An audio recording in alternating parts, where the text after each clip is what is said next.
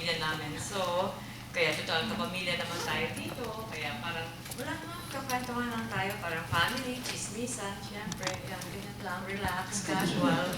Wala masyado matigas. Okay lang kung gusto niyo uminom ng tubig. Okay lang, di ba? Kung kayo serious dyan, wala naman. Simple lang. Kukwentuhan ko lang kayo, chichismisan ko kayo. Pero syempre, pagkukwentuhan natin yung buhay ko, and ang bida syempre, hindi ako, si Lord. Ano yung ginawa niya sa buhay ko? Sino yung mga first timer dito na? First time natin na ganitong gawain. Isa. Welcome kapatid. O dalawa. Okay. Maraming salamat. Purihin natin ang Diyos at meron bago tayo nakasama ngayon. Anyway, kilala niyo po ako bilang si Annie Austria, na taga-pelikula, tulad na sinabi ni Sister Chit kanina, na actually, nang nag-start ako, I was only 14. Diba? Ang mga usong pelikula na, yung mga The Star of 76, that was 1976. Yes, 14, 76, Bali, which, parang ibig sabihin, magpo-49 na ako sa December. Yun po. Wala sa mukha. Ganyan ang mga anak ng Diyos. Kaya pasalamat tayong lahat. Anak tayo ni Lord. Diba? Anyway, yung pumasok ako sa show business, siguro dahil siyempre dahil sa kakulangan sa pamilya, diba? Dahil sa kahirapan, at the age of 14. Hanggang sa tumigil din ako sa pag-aaral ko noon, tuloy-tuloy na ang trabaho ko. Naging independent ako. Mabilis naman, siguro at the age of 16, nakakuha kaagad ako ng award. Or magsi-17 ako noon, I think, sa pelikulang Jaguar. Naging independent ako masyado. Naging ako na yung breadwinner ng pamilya namin. Tapos nag-solo na ako ng bahay, umuwiwalay na ako. Dahil kasi yung family namin, laging nag-aaway ang parents ko eh. Pero mga almost, mga 20 na ako nung tuloy na silang naghiwalay.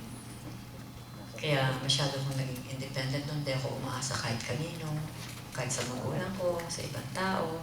Actually, kahit kay Lord, hindi ako maasa. Maasa lang ako sa sarili ko, sa paraan ko lang. Hanggang nung mag-20 ako, siguro kilala niyo si Jay Ilagan. Di ba? Yung mga bata dito, sila nakakilala kay Jay. Mami kayo. O, yung mga may kakilala, magkakasing edad tayo, no? Yung mga hindi, well, si Jay Ilagan po ay anak ng mga batikang artista din nung araw. And, nag-artista siya, child actor siya, tapos naman ba siya sa mga pelikula ni Ronnie po. Siyempre naman si Ronnie po, The King, kilala niyo yan, di ba? Hanggang sumikat siya, and then naging best actor siya. He's one of the greatest actors talaga that we have sa Philippine movie history. Pag sinabi mo Jay Ilagan, versatile yan talaga. Comedy, action, pwede, kaya lang tumaba. Diba? Pero gwapo pa rin. Mas magaling na artista. So anyway, to cut the story short, 1983, we became close. Tapos naging kami. In short, nagkainlaban, ganyan. Naging masaya ako. At ako kasi ang problema sa akin, pag ako nai-inlove, tumitigil ang mundo. Hindi na ako nagtatrabaho, wala nang importante sa akin.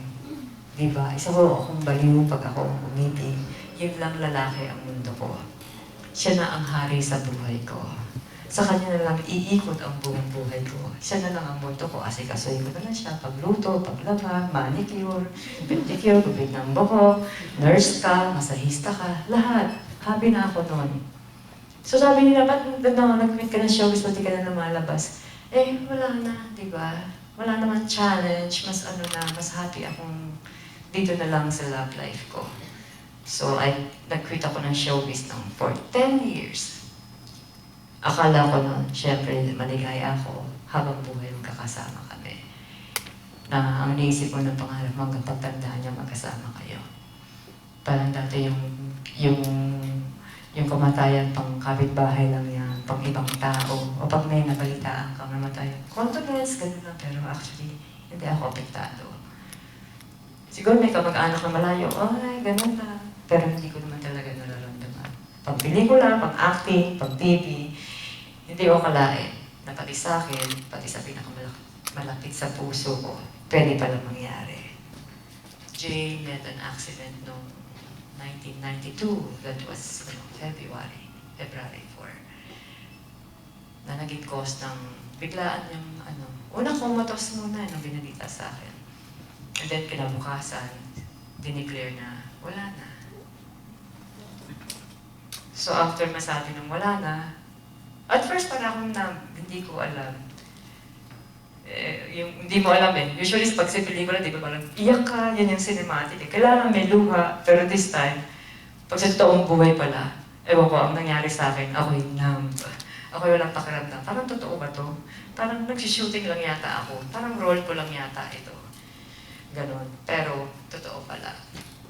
Sabi ko, anong purpose ko sa buhay pagka wala na siya? Ang feeling ko, alam ko noon na nabuhay lang ako para sa kanya. So, kung wala na siya, ano pa dahilan para mabuhay ako? Sabi ko, parang pwede na rin akong mamatay. Diba? Sabi ko noon, siguro sana, ang sakit ba yung iyak ka ng iyak, hindi mo alam, parang sisiraan ka ng ulo, punta ka sa mga church, para inaaway mo si Lord, ganyan. O sana, sabi ko na sana, lumakad na ng mabilis yung panahon, para na siguro kung 1 year na, sabi ko, or ilang months na, hindi na masyadong masakit. Pero hindi pala gano'n, mas tumatagal, mas masakit dahil mas lalo, kasi noong una, ayaw mo tanggapin parang sa feeling mo babalik pa, di ba? Pero hindi na pala talaga babalik. Kapag niloloko ko pa yung sarili ko, mas lalong napuprove na hindi na babalik, mas lalong lumalalim yung pagka-miss mo sa kanya. And then, because of, syempre, depression at kalungkutan na yon, I started to seek for God's comfort, but not God. Kung ano daw yung mabibigay niya sa akin. So sabi ko nung kay Christopher De Leon, sabi ko, brother mo, sabi ko, pwede ba akong pumasok ulit sa Oasis of Love? Alam niya naman siguro yung grupo nila. Ito sa, isang Catholic Christian Charismatic group. Na before umattend na ako doon. Pero nung first na-attend ko doon, tinulugan ko lang sila. Tinulugan ko lang, sige ate. Kumbaga yung, parang napilitan lang akong sumama, okay, ganyan. But this time, sabi ko, kailangan ko, sige. Sinali niya ako, and then ako doon. Parang nag-oxy lang muna ako, then kasi naka-attend na ako. Pero mas ang puso ko this time nandun. It was a 3-day retreat in Tagaytay. And then, yes, through that, retreat, marami kong nakita, marami kong naliwanagan, nakausap ko yung mga pare. And doon, dahil sa mga speakers, tsaka nung pagkausap ko yung pare, hindi ko na i-detalye. Basta, I learned to accept Jay's death. And nakapag-let go din ako. Then, I surrendered everything to God for the first time. Yun. Sabi ko, okay na ako, pwede na to. Ganyan.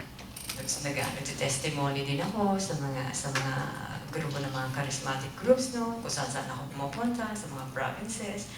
And then, ito na naman, inaataka na naman ako ng lungkot. Sabi ko, ano ba to? Sabi ko nun, ayoko nang ma-in love. Ayoko nang mag-asawa. Basta happy na lang ako mag-isa. Sabi kong ganon.